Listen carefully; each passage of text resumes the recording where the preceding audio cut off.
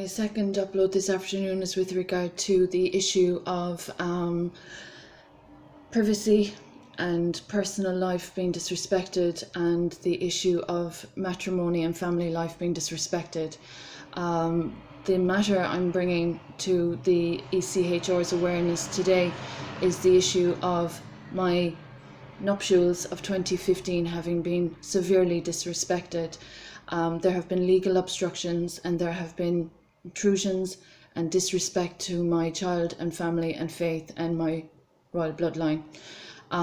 This has involved treason, as I keep reiterating, and this has involved practitioners that have no lawful position ever intruding upon me, that have absolutely disgraced the professions that they represent. As a teacher, as a mother, as a humanitarian, as a recovery advocate, with the respect that is required for anonymity and confidentiality, there are incompetent practitioners that are disgracing the professions they represent. They have not corrected their failings, slander or wrongdoings. They have exacerbated their wrongdoings, and they have brazenly intruded where they have no rights. So basically, this matter concerns the issue of residence and abode, where I have been intruded upon and violated by incompetent, negligent adults, practitioners and professionals. My impact statement has clearly stipulated that there is professional misconduct occurring due to my property and my child experiencing an unlawful care order. The issue of individuals intruding upon a matrimony and nuptials is highly embarrassing and insulting for all involved.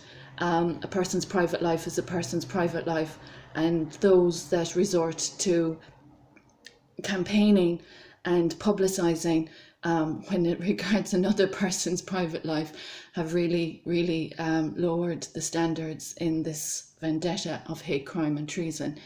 So basically, this issue regards the role of the mother and matrimony. And since 2015 and prior to 2015, I worked on my farm holdings in conjunction with the Department of Agriculture.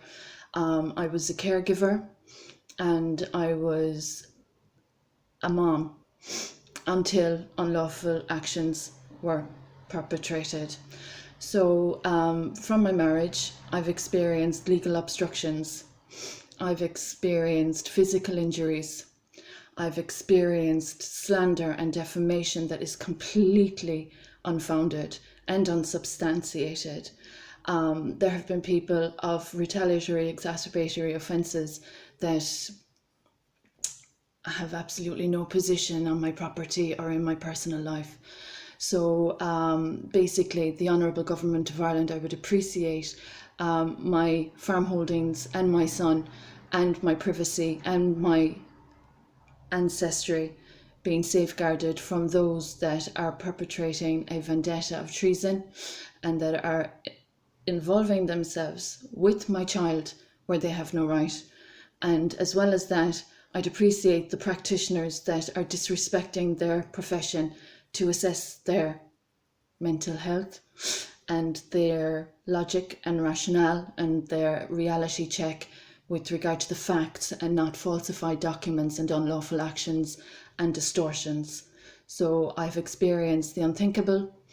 I have worked with recovery and humanitarian projects for many years, and this experience is absolutely intolerable, inexcusable and unforgivable.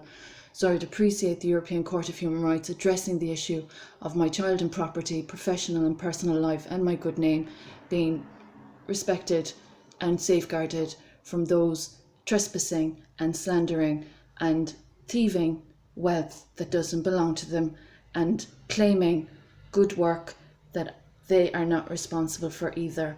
I have contributed very positively to my society and my community, and I also take exception to the fact that light fragments from my light body as a universal light worker that has been assaulted by people perpetrating spiritual violence in my abodes are still causing problems in my hometown.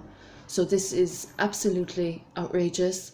And as a teacher and as a recovery advocate that respects confidentiality and anonymity, those failing to correct their breaches and failing to correct their failings and wrongdoings and intruding upon my child and I and my home life and family and professional life, I'd appreciate it if you'd resolve your issues and kindly address the debts that you owe me personally for the past 15 years.